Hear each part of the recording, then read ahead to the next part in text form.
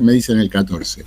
Lo que les estoy pidiendo es que el miércoles me aclaren qué día van a pedirme, porque así yo le aviso a las autoridades que si alguien de cuarto les pide un certificado, el examen iba a ser el día, pónganle, 14. ¿Se entiende lo que estoy diciendo o no? Entonces, lo que necesito de parte de ustedes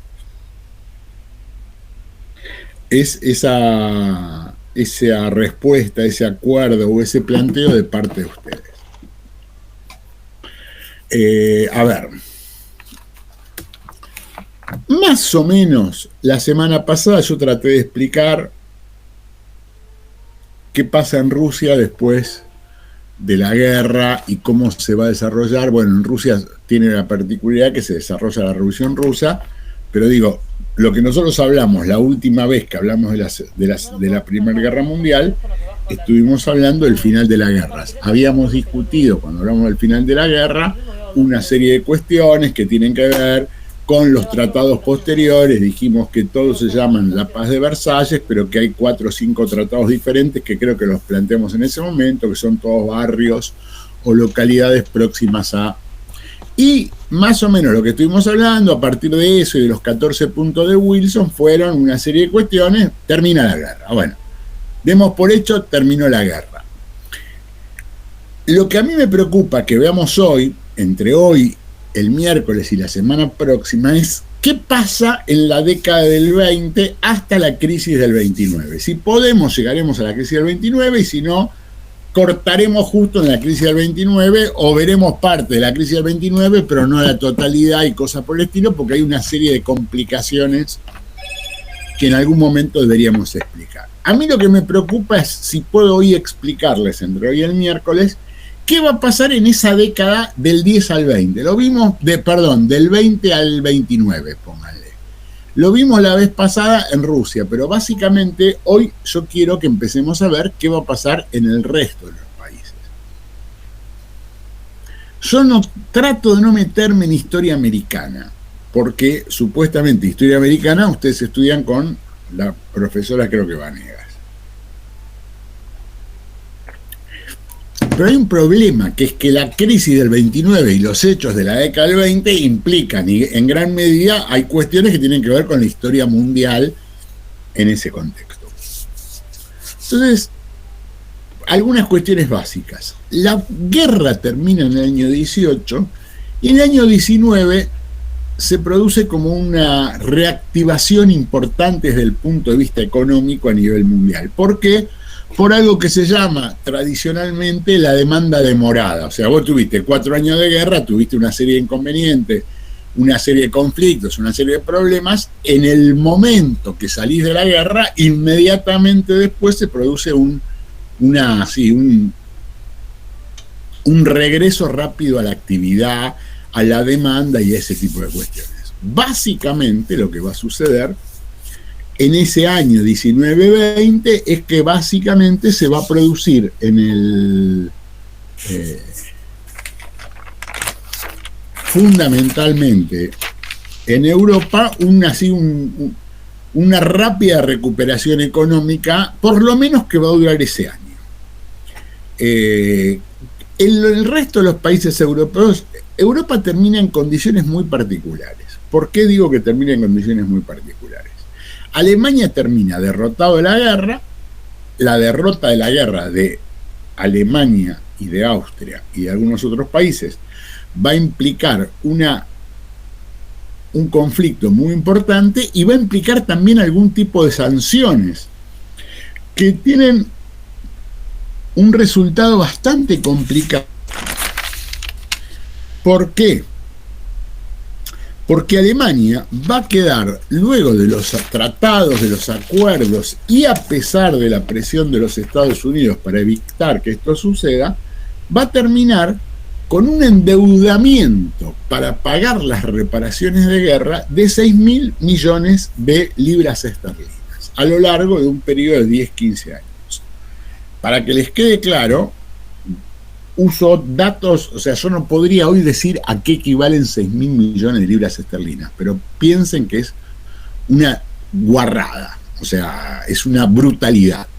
Hoy estaríamos hablando de billones, probablemente de libras. ¿Se entiende lo que estoy diciendo? Ni siquiera es que el aumento sería incalculable, digo, para nosotros hoy, básicamente. Pero para que se entienda más o menos una proporción. Inglaterra era en ese momento acreedora de los demás países de Europa en 1.300 millones de libras esterlinas. Y le debía a Estados Unidos 850 millones de libras esterlinas. Piensen ustedes que Estados Unidos había subsidiado y había apoyado y había sostenido gran parte de la industria bélica de Inglaterra durante los 4 años de guerra. Entonces, el endeudamiento de Inglaterra con Estados Unidos era un séptimo casi de la deuda que se le genera a Alemania solo por reparaciones. Cuando aclaro que es solo por reparaciones, digo, no estamos hablando del costo que tuvo Alemania para reconstruir su país, del costo que tenía Alemania para reconstruir su industria destruida, su lo que sea. Estamos hablando del costo que tuvo Alemania, que iba a pagar en reparaciones a Francia, Inglaterra y algún otro país en menor medida. ¿Se entiende lo que estoy diciendo o no? O sea, Alemania tenía que durante los próximos 10 años pagar 6.000 millones de libras esterlinas, que era una guarrada, una monstruosidad en cifras, con un pago inicial de 1.000 millones de libras esterlinas, que era también una guarrada, una barbaridad, una cifra astronómica. Francia cuenta con una importante deuda con Estados Unidos, pero calcula que la deuda con Estados Unidos se la pagaría la reparación de Alemania con Francia. ¿Se entiende lo que estoy diciendo o no? ¿Por qué estoy dando estos datos? Porque digo, nosotros tenemos que pensar qué va a pasar en la década del 20, pero las condiciones en las cuales se va a desarrollar ese venir de la década del 20 es que Europa está brutalmente endeudada, fundamentalmente con los Estados Unidos. Rusia salió por un lado totalmente unilateral y no le da bola a esto, no le paga deudas, tampoco le vende, le compra y cosas por el estilo. Saben, hablamos el otro día de la situación que va a vivir Rusia en la década del 20. Entonces, ¿qué tenemos? Tenemos la economía norteamericana en una franca recuperación y acreedora, no le importa lo que le deben a Estados Unidos. Estados Unidos se maneja por su lado al margen de este tipo de cuestiones. Una economía europea muy golpeada y muy endeudada, que tiene como un rápido florecimiento en el 19-20, pero que rápidamente después va a sufrir algunas complicaciones producto de circunstancias. ¿Cuáles son estas circunstancias? Un profundo endeudamiento, entonces les cuesta mucho recuperarse, una profunda dependencia de la industria norteamericana. Estados Unidos va a ser durante los próximos años el país que va a marcar el ritmo de la economía, ya lo venía marcando pero no tanto por su penetración económica en Europa, que hasta ese momento era no tan significativa. Estados Unidos produce una grandísima transformación en determinado tipo de cuestiones productivas que antes del 14 no eran tan significativas y que después del 14 se convierten en fundamentales. Digo, doy 2-3 ejemplos. O sea, hay un proceso muy importante de electrificación, de desarrollo muy fuerte de la energía eléctrica como cuestión importante. Hay un aumento así, un salto descomunal en el tema de la industria automovilística, y en ese tema de industria automovilística los Estados Unidos va a ser un país destacadísimo. Hay una serie de cuestiones y además había un análisis que habría que pensar. En el año 13-14 se calcula que el 40% del PBI industrial del mundo, algunos dicen el 38, otros dicen el 40, 41, pero alrededor del 40% del PBI industrial era producido en Norteamérica. O sea, la industria norteamericana generaba casi, no casi, el 40% de la producción industrial. Alemania, que era el segundo país en producción industrial, producía aproximadamente entre el 14 y el 16% del Producto Bruto Industrial del mundo, o sea que la industria alemana era la segunda más importante. Inglaterra y Francia entre el 10, alrededor del 10, un punto más que el 10, un punto menos que el 10. Entonces, primero, tenemos que entre estos 4 países, repito, Inglaterra, Francia, Alemania y Estados Unidos tienen aproximadamente entre un 70 y un 80% del PBI industrial mundial. ¿Se entiende lo que estoy diciendo? De esos 4 países que en el 13-14 producían casi el 80% de la industria del mundo, tenemos el segundo hecho pelota básicamente por la derrota en la guerra y ese tipo de cuestiones. Francia e Inglaterra con industrias mucho más débiles y viejas. La industria inglesa era una industria que no había desarrollado tan fuertemente el segundo momento de la revolución industrial, que es la que tiene más que ver con la electricidad, la siderurgia y ese tipo de cuestiones, pero que sigue siendo un centro económico fundamental. Y hay un problema, que la industria alemana y la industria europea había pegado un giro hacia el armamentismo durante varios años y vos tenés que volver a reorientar tu industria hacia otro tipo de actividades. Esa vuelta a actividades diversas y no militares implica un montón de inversiones donde los alemanes no estaban preparados para hacerlo y los otros países se demoran. Entonces vos tenés algunas cuestiones bastante interesantes. Tenés una Europa endeudada, con gravísimos problemas económicos, con crisis importantes financieras, producto de las deudas enganchadas. Hay diversas deudas enganchadas, yo qué sé. Alemania le debe a Francia e Inglaterra, Francia e Inglaterra le deben a Estados Unidos, pero cuentan con que Alemania se lo va a pagar, pero si Alemania no se lo paga, ¿se entiende lo que estoy diciendo? Había un encadenamiento de complicaciones económicas que eran y financieras que eran bastante complejas. ¿Qué va a pasar? Para hacerlo breve y más sintético. Estados Unidos va a vivir una década de expansión muy fuerte, de crecimiento industrial muy fuerte, ahora lo vamos a ver, y de un fuerte desarrollo económico y un crecimiento muy significativo, lo vamos a ver en unos minutos. Y Europa va a vivir un resurgir muy importante en el año 19-20 y después va a entrar en una profunda crisis recesiva que le va a durar del 20 al 24-25 por lo menos. En cada país se va a desarrollar esa crisis de manera diversa. En Alemania va a generar un fuerte deterioro económico que se va a ver acompañado por un fuerte proceso inflacionario.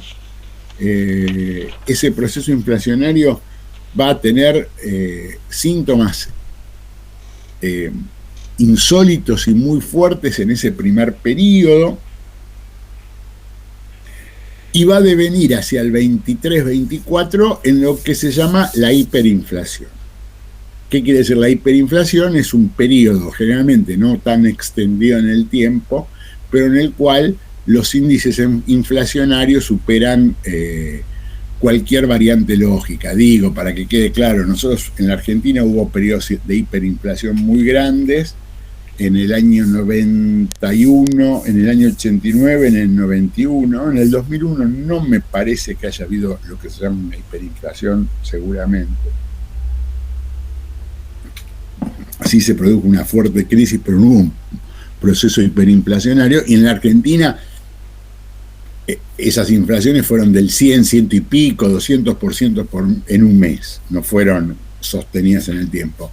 En Alemania los datos inflacionarios son infinitamente más escandalosos que estos, digo procesos de varios miles, el porcentaje se medía en miles, decenas de miles en su índice, entonces era una cuestión de un deterioro y una descomposición económica muy fuerte que se va a producir sobre todo en el año 24. Y rápidamente se va a producir un proceso de recuperación a partir fundamentalmente de una política económica encabezada por un personaje que se llama Stresemann, que va a ocupar diversos cargos políticos y que muere en el 27-28. Pero digo, para que quede claro, Alemania del 25 al 29 crece de manera, se recupera de manera muy rápida y muy importante y empieza a adquirir importantes números económicos. Fundado en qué? En un plan económico muy interesante de Stresemann, que logra una hegemonía muy fuerte entre todos los partidos políticos, dice, bueno, muchachos, acabó, vamos a hacer tal cosa, desarrolla una política económica, y también de un fuerte apoyo y sostén de Estados Unidos, que resuelve de alguna manera el tema del endeudamiento y el tema de las reparaciones que le exigían Francia, fundamentalmente Francia. Acá yo creo que lo dije en un par de oportunidades, pero lo vuelvo a repetir.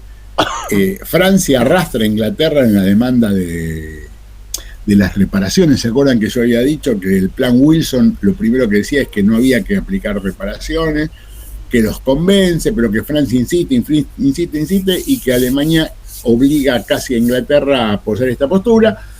Esto va a durar hasta el año 24-25, que hay un plan que se llama el plan Dawes, que es el plan de un economista y político norteamericano que dice, bueno, basta, busquemos una solución, y da un préstamo muy fuerte a Alemania, y ese préstamo está apoyado de baja de tasas y de apoyos para que Alemania salga de esa encrucijada que significaba el tema del endeudamiento. ¿Qué pasa en Estados Unidos en los 20? La transformación de los 20 en los Estados Unidos, los 20 son llamados de diversas formas en la bibliografía. Los felices años 20, los locos años 20, los dorados años 20. O sea, pareciese que los años 20 fueron un momento así de fuerte florecimiento en diversos lugares y de diversas formas. ¿Cuáles son las principales características de esa cuestión en los Estados Unidos? Hay una fuerte transformación en la producción industrial y en los nuevos modos de consumo en Estados Unidos. En Estados Unidos se va a desarrollar muy fuertemente en los años 20 una cuestión de consumo de bienes durables. ¿Qué son bienes durables? ¿Tienen idea o no?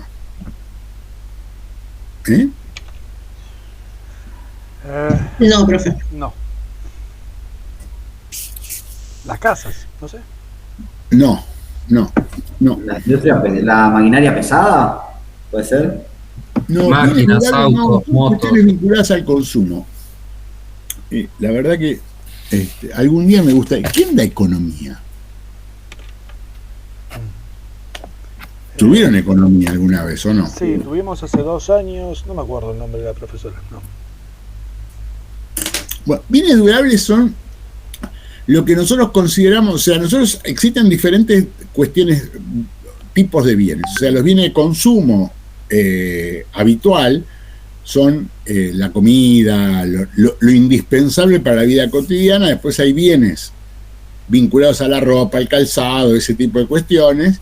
Y los bienes durables serían lo que nosotros llamaríamos sencillamente electrodomésticos. Yo que sé, un televisor, hoy, en los 20 no había televisores. Una radio, una heladera, una cocina son bienes durables, sobre todo en esas épocas donde en general no eran bienes que se producían para que durasen, yo qué sé, 2-3 años, como hoy, viste que los productos electrodomésticos son de una fragilidad sorprendente y una renovación muy fuerte. En ese momento era mucho más durable. Un auto es un bien durable. O sea, sería algo así como... no, el Fordismo es otra cosa, Rodrigo. Espere un minuto que ya lo vamos a atender y ya vamos a ir a ese tipo de cuestión. Pero es otra cosa. Estamos hablando de bienes durables. ¿Por qué es tan importante lo de los bienes durables? Porque empieza a generar un consumo mucho más importante que el consumo básico de alimentos y ropa. ¿Se entiende lo que estoy diciendo? Y empieza a generar un ascenso muy importante de los sectores populares a un consumo bastante más importante, sobre todo en los Estados Unidos y en Europa. En general, estos bienes durables, o sea, aparece en Estados Unidos lo que se va a llamar The American Way of Life, la forma de vida americana, el modelo de vida americano. ¿Se entiende lo que estoy diciendo o no? ¿Qué es el modelo de vida americano? Este modelo de consumo muy importante del conjunto de la sociedad. De ahí todas las películas, ¿no?, que se ven de cómo sería o cómo es el estilo de vida americano. De todas las películas de Hollywood, digo. Sí, ahí hay una serie de conflictos y cosas interesantes que lo vamos a ver cuando yo les deje las películas para que vean en las vacaciones, que van a ser una tarea bastante tupida y con mucho... Van a tener que ver muchas películas, pero ahí hay un montón de cuestiones, pero que sí, no hay tanta película, no hay película sonora de los años 20, Ernesto. Entonces, se ven las películas... No, porque perdón, ¿no? Pero digo, siguiendo con el mismo pensamiento, haciendo el paralelo con las películas de los años 40 y 50 de acá, como los años dorados del cine argentino, un paralelismo más o menos. Sí, pero porque yo te digo, hay que tener mucho cuidado porque las películas de los años 30 en general son muy terribles en Estados Unidos. Ya te voy a dar 2 o 3 que vas a tener que mirar, pero que son viñas de ira, ¿viste? Donde lo que se ve es la desocupación, la crisis económica. El gran cine sonoro norteamericano es contemporáneo a la crisis, Ernesto. Entonces, las películas de los 30 son películas bajón total. No son películas del Teléfono Blanco y Mirta Legrand, haciendo una analogía brutal. ¿Se entiende lo que te quiero decir o no? ¿Por qué? Porque vos pensás que el sonoro norteamericano es el cine de la crisis de los 30, o sea, la Gran Depresión. Entonces, los tipos tienen esa paradoja. Los 20 es un momento de expansión económica muy fuerte, de fuerte consumismo, aparecen algunas transformaciones sociales que yo quiero explicar en general. ¿Por qué? Porque se van a dar primero a los Estados Unidos y después se van a trasladar a otros territorios. ¿Cómo se da ese consumo masivo? Porque además no existe la posibilidad de que un trabajador en un primer momento se pueda comprar una radio, se pueda comprar una heladera, o se pueda comprar una cocina, o se pueda comprar un automóvil. ¿Está claro lo que estoy diciendo o no? Porque el capitalismo no estaba preparado para eso. Aparece la cuestión del crédito y la compra en cuotas de todos estos bienes durables. Los bienes durables necesitan y exigen otra forma de consumo y de comercialización, que es el tema del endeudamiento y de meterse en crédito, porque esas cosas se compran a un mediano plazo. ¿Está claro esto o no? En esto probablemente se vincule... se fue a la miércoles mi amigo Ponte. Ponte, volvé, te perdonamos. Profe. Sí. Puede ser que digamos, este aumento en la demanda de bienes durables, y aparte la masificación de los bienes durables, digamos, haya generado, digamos, lo que después va a ser la burbuja de la crisis de sobreproducción, o no están necesariamente ligados esos dos? Podría no ser eso, no tiene que ver con eso. Tiene que ver con una modalidad en parte sí vinculada, pero no casualmente con los bienes durables. Si vos podías haber desarrollado los bienes durables de otra manera. El problema es que la gente dejó de participar en una economía que comprase mercancías, que eran los bienes durables, para en un momento determinado dedicarse a comprar acciones y especular y cosas por el estilo, donde se metieron inclusive sectores clase media, algunos pequeños productores agrarios y cosas por el estilo, que terminó en un delirio. Eso es la burbuja, pero no. Volvió mi amigo Ponte, ahora podemos hablar porque lo estaba esperando. No, pero mi pregunta es porque justamente como son, aparte en esos años son muchísimo más durables, como bien decía usted, digo, una vez que se alcanza... No se alcanzó, por ejemplo, nunca, todo el mundo tiene heladeras. No, pero no se llegó a eso.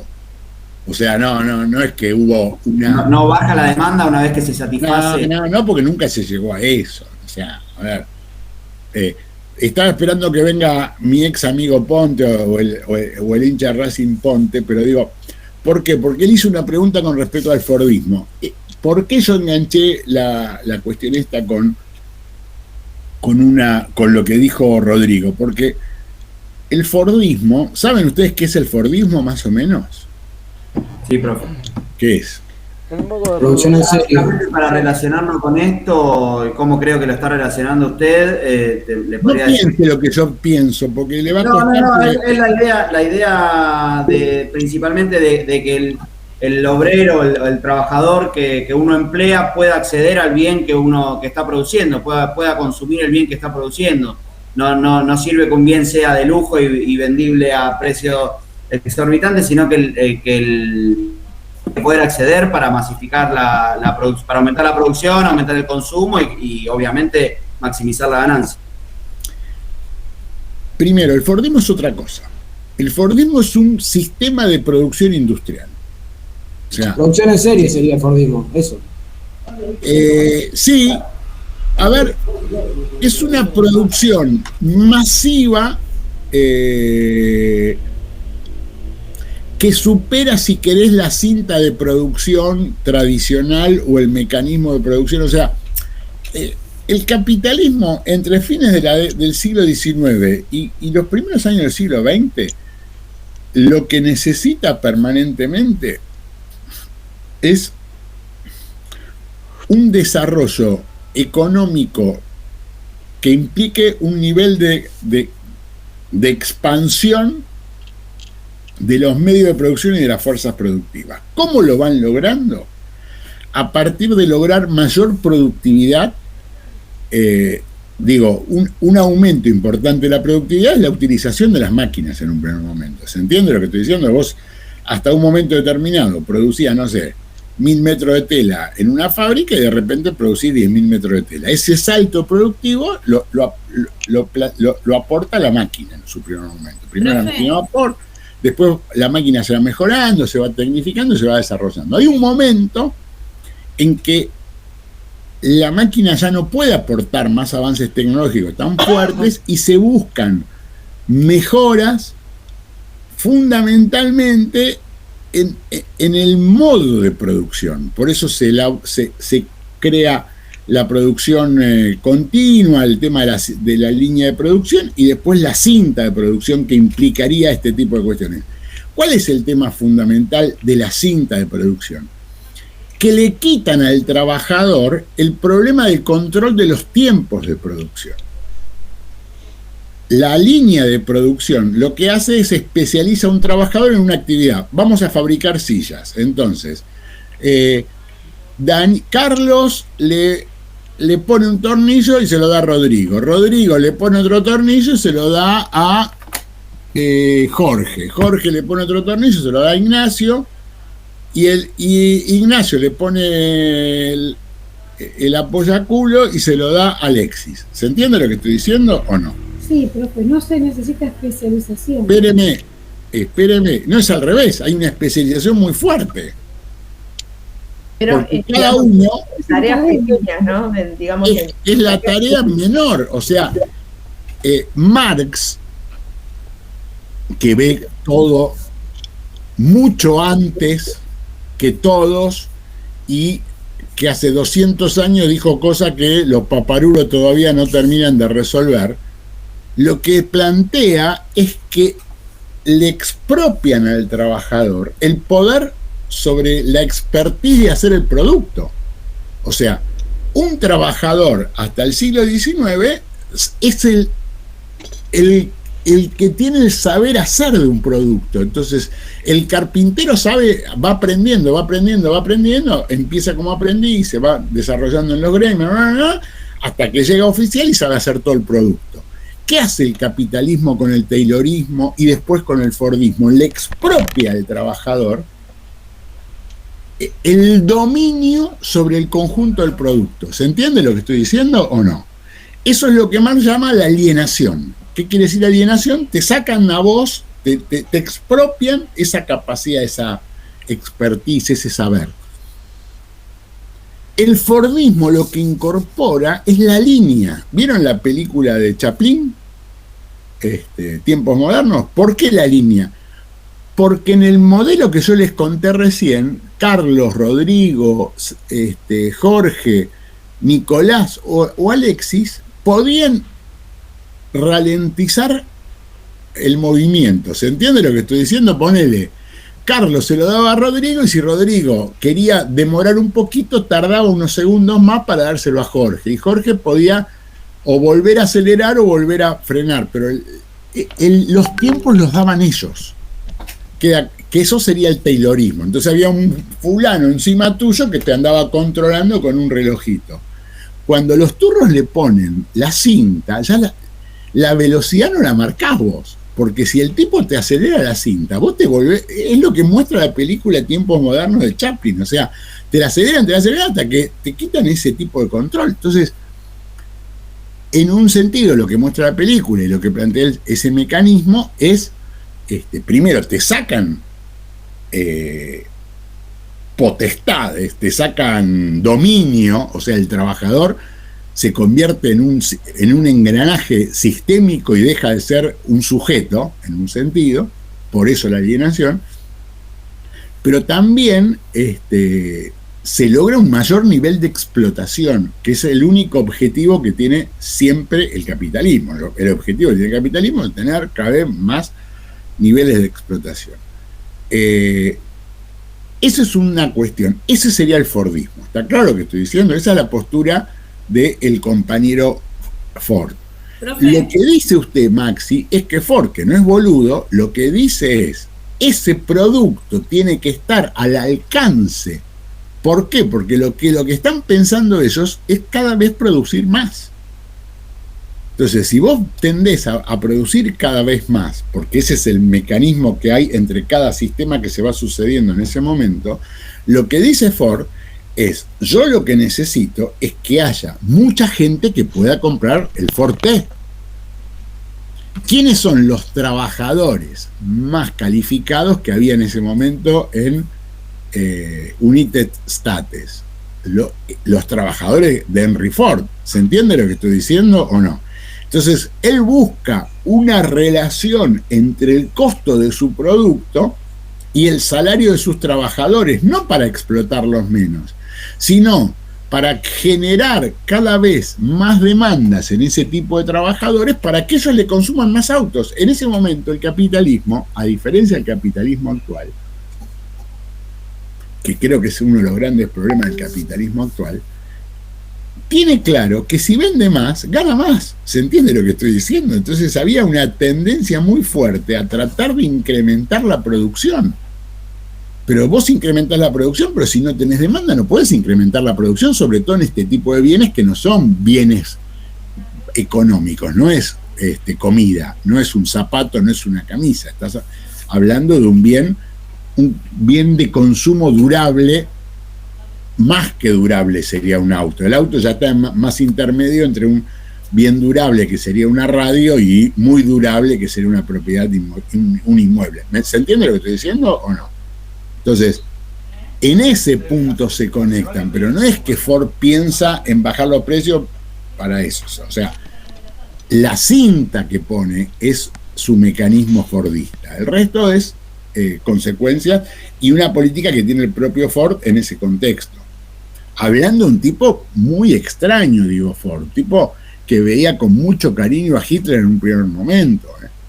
Digo, porque nosotros en general nos hacemos los boludos, pero los grandes apoyos que tiene Hitler en los primeros 30, claramente son Henry Ford, son algunos de esos personajes, son Kennedy padre, o sea, el padre de los Kennedy. Vieron que saben quiénes son los Kennedy, ¿no? O sea, los Kennedy que fueron, hicieron como una dinastía de presidenciables norteamericanos que fueron masacrados todos. Ya al final tenían como un karma que se morían todos y cosas por el estilo.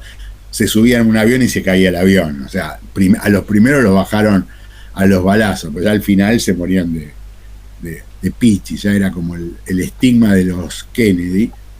Pero digo, el padre de los Kennedy, el que inventa la dinastía Kennedy, nunca puede llegar a un cargo importante porque tenía miles de fotos con Hitler, porque era el embajador de Roosevelt en Alemania en la época de auge del nazismo, y el tipo miraba al nazismo con mucho cariño. Entonces, el tipo, igual tenía relaciones con todo lo peor de los Estados Unidos, el Kennedy padre, los hijos también, pero el padre era un turbio absoluto. Bueno, este es el contexto de la cuestión industrial. ¿Qué es lo otro muy importante? La publicidad y los medios de comunicación masivos. O sea, los años 20 son los años de la... Ustedes me van a decir, bueno, pero el cine lo inventan antes. Tienen razón. La radio. ¿Qué? La masificación de la radio. Sí, pero también del cine como espectáculo público, Rodrigo. O sea, el cine aparece antes y tiene unos años previos de... Pero el cine, lo que se llama el Nickelodeon. ¿Vieron? ¿Escucharon? ¿Saben lo que es Nickelodeon? No. Sí, pero Era el cine que ibas por una monedita. O sea, para que el cine sea... eran empresas cinematográficas, el cine lo tienen que abaratar para que sea un espectáculo público masivo. Níquel es un metal de las monedas y cosas por el estilo, y era ese tipo de espectáculo. O sea, son espectáculos masivos. Lo que construye la década del 20 es la cultura de masas. ¿Se entiende lo que estoy diciendo? ¿Qué quiere decir la cultura de masas? O sea, lo que dijo Rodrigo en un sentido, la radio. La radio es un fenómeno de cultura de masas, pero el cine es un fenómeno de cultura de masas. O sea, y estamos hablando de un cine mudo, estamos hablando de Chaplin en ese momento, estamos hablando de Buster Keaton en ese momento, estamos hablando de las primeras películas de cowboy. El cowboy no existía, el cowboy es un invento de la literatura y del cine norteamericano. No hay esa tradición del cowboy. ¿Se entiende lo que estoy diciendo? Como el Fierro, como el Martín Fierro es un texto que marca el final del gaucho. O sea, el Fierro escribe, Hernández escribe Martín Fierro cuando ya el gaucho está desapareciendo. El cowboy es un invento de los medios de comunicación en ese momento, que reconstruyen ideas del lejano oeste que no existen ni tienen mucho que ver ni mucho asidero. Entonces, la publicidad se convierte en una cuestión muy importante. Hay cambios brutales en el tema del consumo. Yo siempre digo, lo digo para que se entienda nada más, ¿no? Tampoco tienen que leerlo ni nada por el estilo. Hay un intelectual que se llama Walter Benjamin, que es un personaje muy importante que se mata en el año 40, 39, 40, 41, en un momento determinado tiene que rajarse de Francia para irse, o sea, había empezado la guerra, tiene que haber sido en el 40. Se raja, y Benjamin tiene, además de ser una figura muy importante del marxismo intelectual filosófico europeo alemán, tipo se había ido de Alemania, vive en Francia varios años, y cuando quiere cruzar España para rajarse, porque el camino que ellos tenían en general era cruzar España, creo que Benjamin, o sea, cuando se desespera en el cruce fronterizo, se suicida porque está totalmente tronado. Pero bueno, no lo digo peyorativamente, ¿no? Si sonó mal, o sea, digo, tipo importantísimo. pero digo, el tipo tiene una idea que a mí me parece maravillosa para explicar la cultura de masas. Y él lo dice con un texto que se llama el arte en la época de la reproductibilidad. Usa una palabra que no sé si existe o no, pero que él la crea. Y él dice que el arte del siglo XX es el arte en la era de la reproductibilidad técnica. ¿Qué quiere decir esto? Hasta el siglo XIX, ¿qué quiere, Leandro? Disculpe. No, simplemente cuando termine le iba a decir, pero bueno, está enfrentado a lo que decía Adorno de una mirada apocalíptica de la cultura de masa. Benjamin va a proponer otra mirada que pensé que era la que iba a decir usted, pero bueno, nada, lo digo listo. Sí, yo no sé si está del todo enfrentada. O sea, a mí lo que me parece interesante de lo que dice Benjamin es el arte hasta el siglo XIX tiene que ver con con la originalidad. ¿Se entiende lo que estoy diciendo o no? Una pintura es un hecho que puede ver muy poca gente, sobre todo la gente que es dueño del cuadro. Y si te lo quieren dejar exponer, te lo dejan exponer cuando ellos quieren y donde ellos quieren. ¿Se entiende lo que quiero decir o no? Entonces, la pintura es un arte de élite. La música, hasta el siglo XIX, se escucha solamente en vivo. No hay otra forma de escuchar música hasta el siglo XIX. La imagen solamente tiene el mecanismo de la pintura. Digo, ¿qué incorpora el siglo XIX? Incorpora, mediante algunos adelantos técnicos, la cuestión de poder reproducir de manera amplia y popular los hechos artísticos. ¿Está claro lo que estoy diciendo? La pintura se convierte primero en fotografía, daguerrotipo, no importa, no vamos a hacer todo el caminito, pero, o sea, tiene acceso para el conjunto de la sociedad. La música, que hasta ese momento solo podía ser escuchada de una manera, empieza a poder reproducirse. ¿Me siguen o no? Entonces, el planteo de él es que empieza a generar un tipo de público diferente. Ya el público no es el público distinguido y de élite, sino que el público es un público masivo. Y para tener un público masivo hay que construir al público. Digo, ustedes ven una novela, si vieron algunas películas coreanas, bueno, ustedes sí, porque son de una época que las películas coreanas, sobre todo en algunos rubros, existen y son muy importantes. Pero, digo, yo las primeras 2 películas coreanas que vi me agarró un ataque de un dolor de huevo, con todo respeto, incomparable. Yo me quería suicidar. Porque, digo, aún hoy veo una película coreana y los veo hablar en coreano y no me lo puedo tomar en serio. Me cuesta. Digo, ya empecé ahora con Netflix y ese tipo de cosas, uno empieza a... Digo, pero el público se construye. Patricia Flores se está riendo de mí, no sé por qué. Por alguna brutalidad. No, de su dolor a las doloridas. Por su dolor cinematográfico, digo. Pero digo, se entiende lo que quise decir, no me vengan con cosas complejas. Digo, yo estoy de acuerdo que, digo, pero es el camino más corto para que se entienda. Digo, ¿me entiende lo que estoy diciendo? O sea, son cosas, digo, pero por eso digo, el público se construye, pero digo, el público no existía. Entonces, no solo hay un consumo de bienes durables masivo, también hay la construcción de un público diferente. Es un público, por ejemplo, para que los diarios puedan ser masivos, tiene que haber millones de personas que puedan leer. Entonces, ese tipo de transformaciones son transformaciones complejas de la sociedad.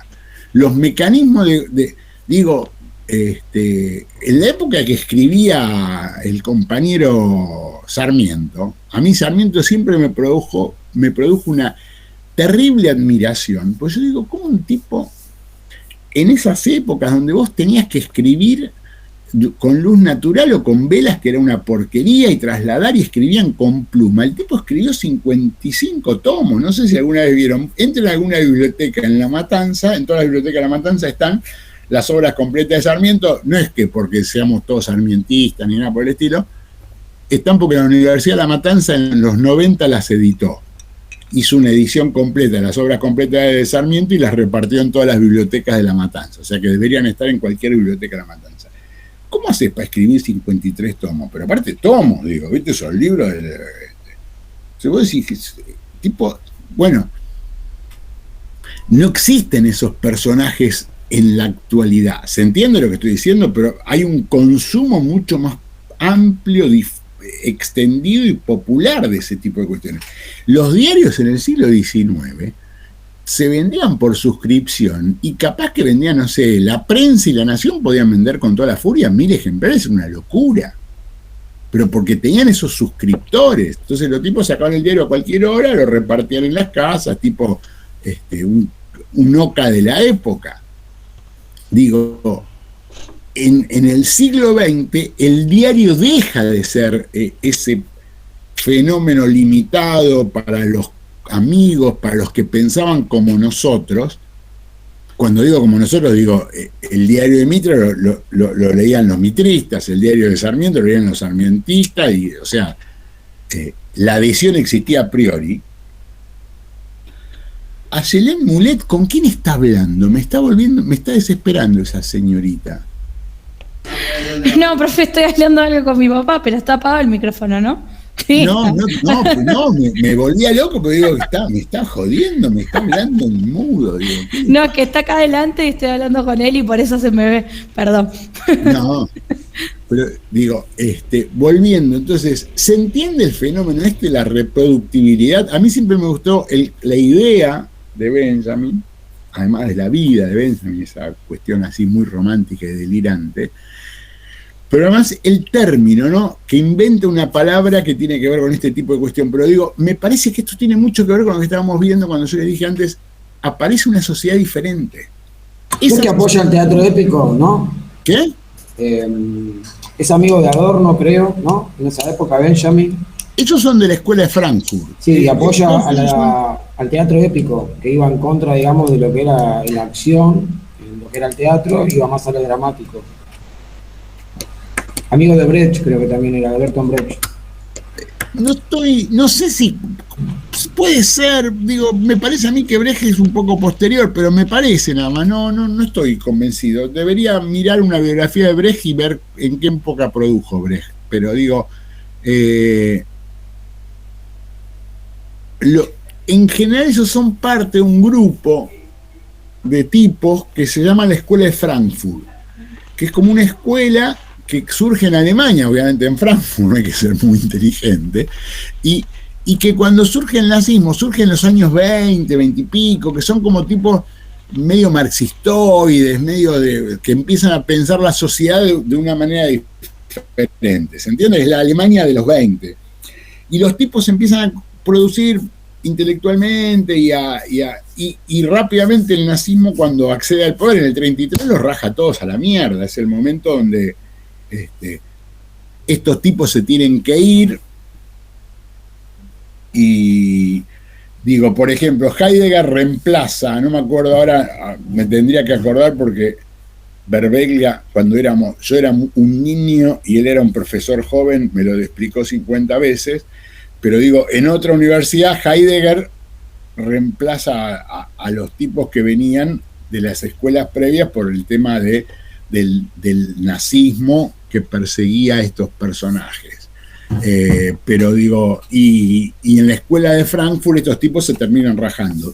La mayor parte de ellos se van a Nueva York en ese momento, en esa época, en los años 30 y cosas por el estilo, y terminan en un lugar en Nueva York que se llama la New School. O sea, se juntan todos estos personajes en Estados Unidos y van a generar una... que después va a integrarse a la New School también Hannah Arendt y cosas por el estilo, pero Arendt venía de la universidad que no era de la misma de ellos. Se integra a la New School, que es el lugar en Nueva York donde se juntan todos estos tipos. y que aunque se llama New School es como una universidad, entre comillas, progre de la época. ¿Se entiende lo que estoy diciendo? Donde aparecen, Benjamin obviamente no llega, usted dijo Adorno, pero después va a aparecer Marcuse y otros personajes más. ¿Se entiende lo que estoy diciendo? O sea, es esa onda de lo que sería la Escuela de Frankfurt. La Escuela de Frankfurt, para hacer no estoy diciendo que es parecido, para que se entienda más o menos, es como esos sectores. ¿Vieron como yo dije? Todos los historiadores piolas después de Gramsci son todos medio gramscianos, las escuelas británicas, las escuelas, los anales, los italianos y cosas por el estilo. Bueno, en general, toda la filosofía más moderna y más piola viene de esa escuela de Frankfurt. Es una escuela de gran influencia, sobre todo en los estudios culturales y ese tipo de cosas, a los cuales ellos se dedican, ¿no? A los estudios culturales. Volviendo, pero ¿entienden el concepto de la cultura de masas? Digo, me parece que es un elemento importante. ¿Por qué yo me quedé con este tipo de cuestiones en Estados Unidos? Porque digo, la cultura de masas surge ahí.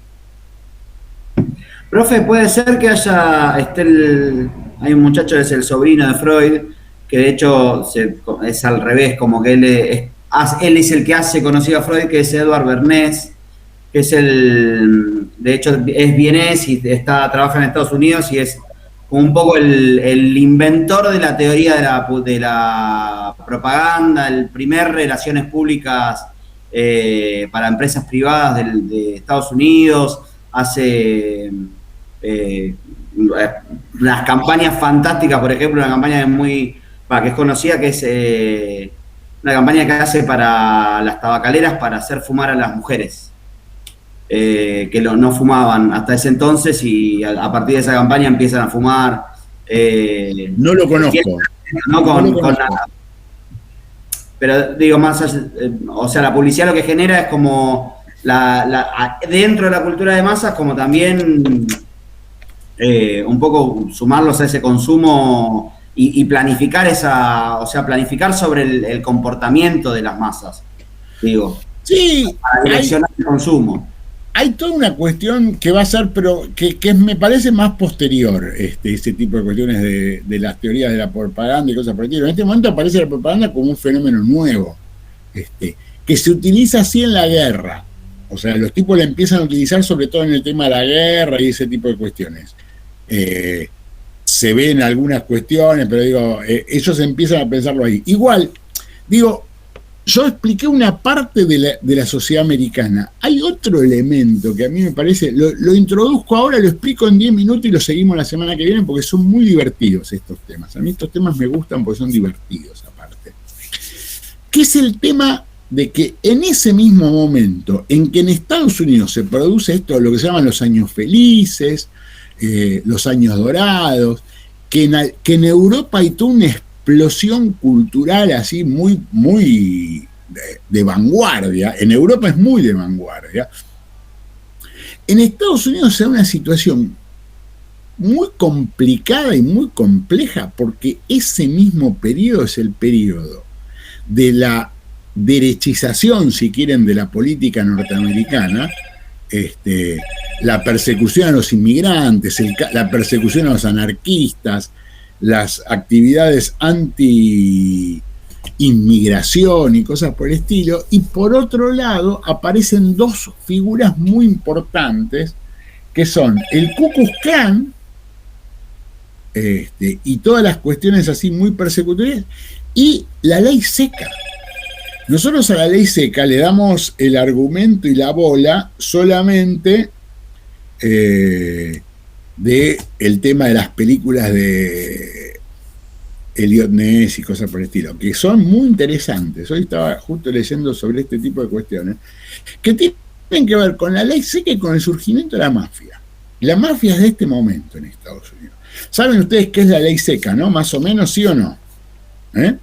La ley seca, para que quede claro, y que entiendan la identificación con el periodo, la ley seca, yo me tomé el trabajo de fijarme la fecha exacta, pero ahora se las digo porque es muy... acabo de tocar algo. empieza en el año 20, no, perdón.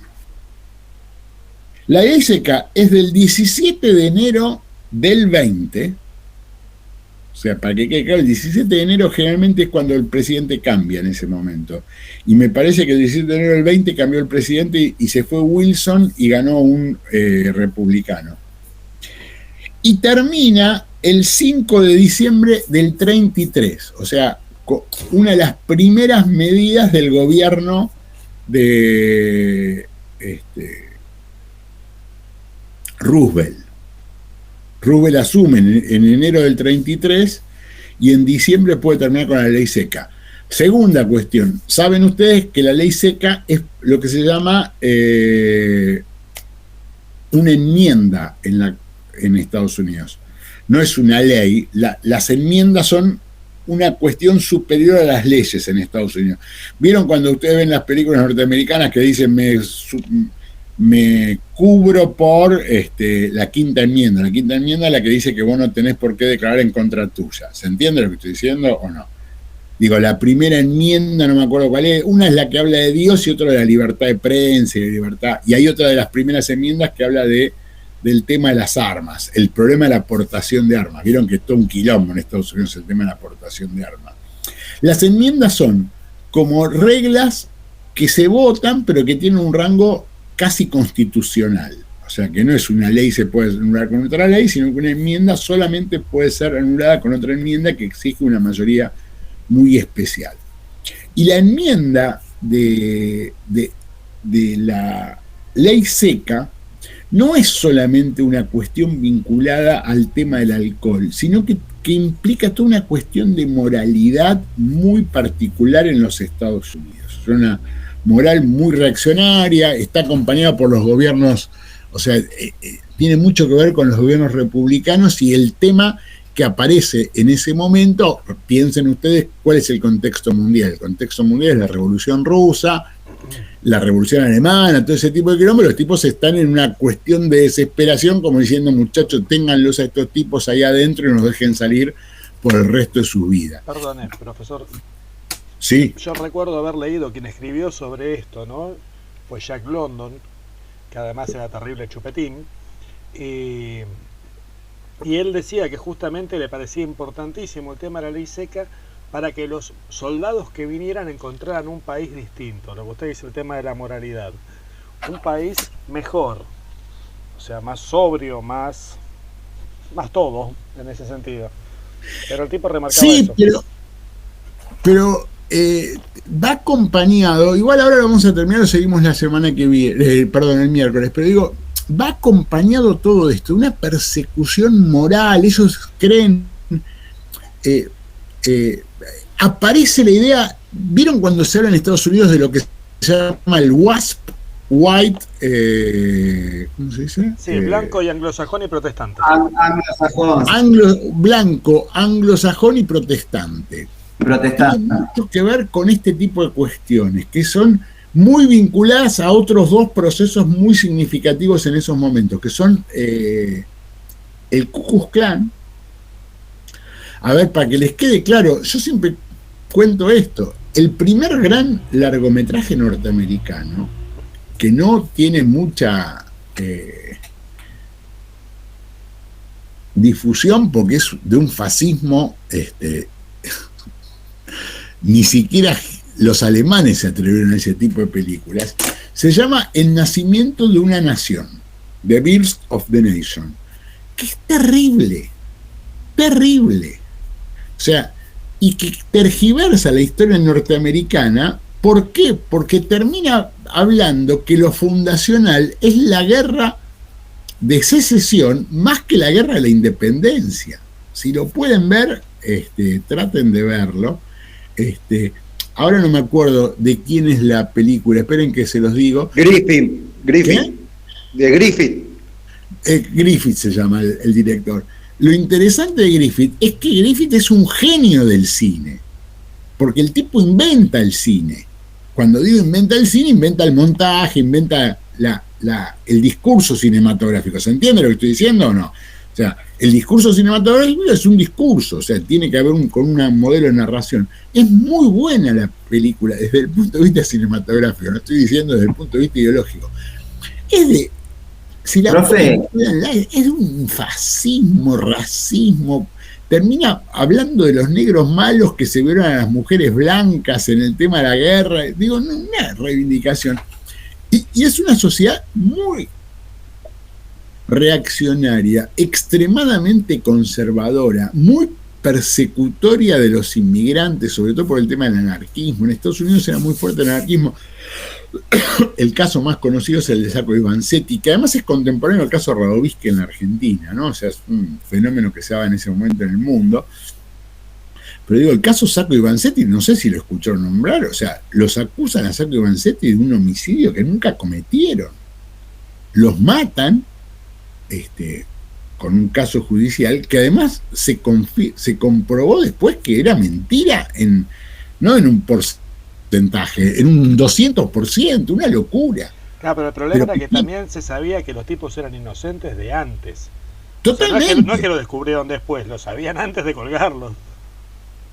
¿Cómo se llama? Hay el aeropuerto de Nueva York, uno es el Kennedy y el otro no me acuerdo cómo se llama. ¿Alguien se acuerda? Tiene un nombre italiano. Bueno, digo, porque hay toda una persecución muy fuerte y el tema de la ley seca, que va a generar un fenómeno terrible en la historia de Estados Unidos, que es el tema de la mafia. profe, pero ¿le puedo hacer una pregunta con respecto al nacimiento de una nación, al Sí. Birth of a Nation? Puede ser que sea la primera, pues hace poquito vi una película acerca del resurgimiento, en realidad, el Ku Klux Klan más adelante, pero que reivindicaban esta película y comentaban que Woodrow Wilson, el presidente, fue la primera película que se pasó, que se reprodujo en la Casa Blanca, abierta al público. Era como una reivindicación, digo, incluso lo fuerte no es que haya una película de ese corte fascista, sino que haya sido el propio presidente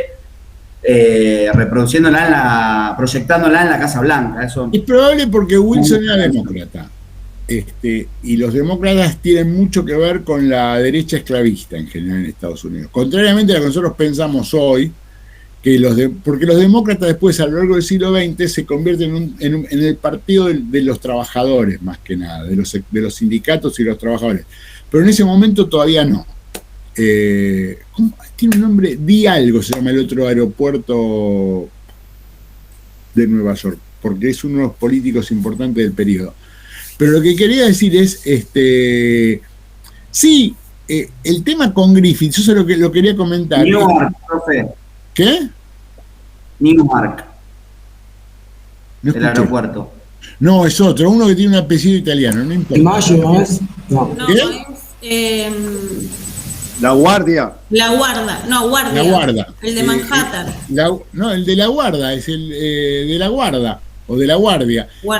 Que es un dirigente muy importante en ese momento, inmigrante, que el tipo tiene ideas muy piolas en un primer momento, muy positivas, muy progresistas, y que termina de derecha total, siendo ¿cómo se llama? El alcalde de Nueva York, no me acuerdo si llegó a ser, creo que llegó a ser gobernador. Pero digo, un tipo que viene desde posturas bastante radicales y piolas, y que el tipo se va a convertir. Es la década de la derechización norteamericana muy fuerte.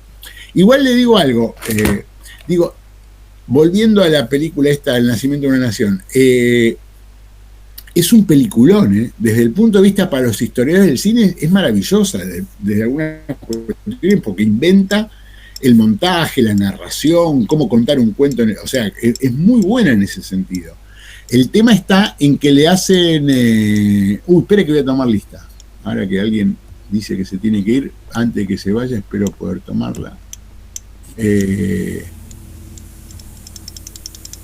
Pero lo que quería decirle, ya está. Espero, a ver, sí. No, lo que quería decir era que muchos años después, pero estoy hablando unos 40, 50 años después, le dan un Oscar a Griffith al cual nunca se le habían dado, y que se lo merecía como director de cine. Es el momento, este periodo es el momento que se crea Hollywood. El cine hasta ese momento estaba básicamente en Nueva York, y hay unos tipos que ven el negocio y lo llevan a Los Ángeles, convirtiendo Los Ángeles en el centro del cine. Obviamente después termina siendo el centro del cine mundial, pero digo, hay una serie de fenómenos muy particulares, y a mí me parece muy interesante el fenómeno de la mafia, que después va a ser muy utilizado por el Estado norteamericano para determinado tipo de cuestiones, para determinado tipo de actividades y cosas por el estilo, pero que surge en este momento, y que es el camino que reemplaza en las comunidades italianas y cosas por el estilo a los anarquistas. El anarquismo era la ideología de estas comunidades de inmigrantes. Los inmigrantes norteamericanos llevan, como a la Argentina, ideas de izquierda, ¿se entiende lo que estoy diciendo? Porque es el mismo sector social que migra. Y estos tipos van a ser reemplazados, sobre todo en este periodo, repito, 2030, básicamente por estos grupos, digo, insisto, la mafia, y todo ese tipo de cuestiones vinculadas al tema de este extraño moralismo de la producto de la ley seca. Repito, la ley seca empieza en el 20 y termina en el 33, o sea que es el periodo de presidencias republicanas en general. Vamos a terminar acá, y terminamos con todo esto y algunas cuestiones de Norteamérica. Digo, estoy tratando de evitar la cuestión económica porque lo vamos a ver todo junto la semana que viene si llegamos. Y el miércoles vamos a ver el tema Alemania, que también, sobre todo el tema de la hiperinflación y cómo se producen esos procesos y cómo, que es el caldo de cultivo del nazismo. Yo quiero hacer un comentario a priori, después lo vamos a ver en las próximas clases o después de las vacaciones. Digo, no se puede entender el nazismo, porque ustedes van a decir, bueno, pero Hitler escribe en el 23 y Hitler existe, perfecto, digo, pero el convertirse en un partido importante y gigante tiene que ver con los 30 recién. El nazismo no crece tan significativamente en los años 20, es un grupo margineta, totalmente marginal, y que solamente explota en Estados Unidos, sobre todo a partir de la crisis del 29. O sea, concretamente, sin la crisis del 29, el nazismo no... Digo, a diferencia en Italia, donde sí ya era hegemónico el fascismo en el año 22-23, ya se convierte en un partido hegemónico y gobierna. O de España, o de Portugal, donde existen experiencias fascistas en los años 20. En Alemania todavía esto no existe hasta la caída producto de la crisis del 29. ¿Está claro esto o no? Bueno, ¿alguna pregunta, chiques? Bueno, si pueden el miércoles digan qué día quieren que hagamos figurar el examen. No tiene que ver con la realidad. Yo las preguntas se las daré el día lunes que viene y ustedes me lo van a entregar el lunes 19. Pero digo, si alguno necesita un certificado de examen, eso tiene que institucionalizarse, para lo cual yo tengo que ir y decirle a las autoridades, che, la fecha de examen es el 14, es el 15, es el 13, ¿o no? Entonces, para eso, entre ustedes resuélvanlo, porque tiene que ser un solo día, no puedo poner, es un día de examen. Bueno, los veo el miércoles a las 18 en el...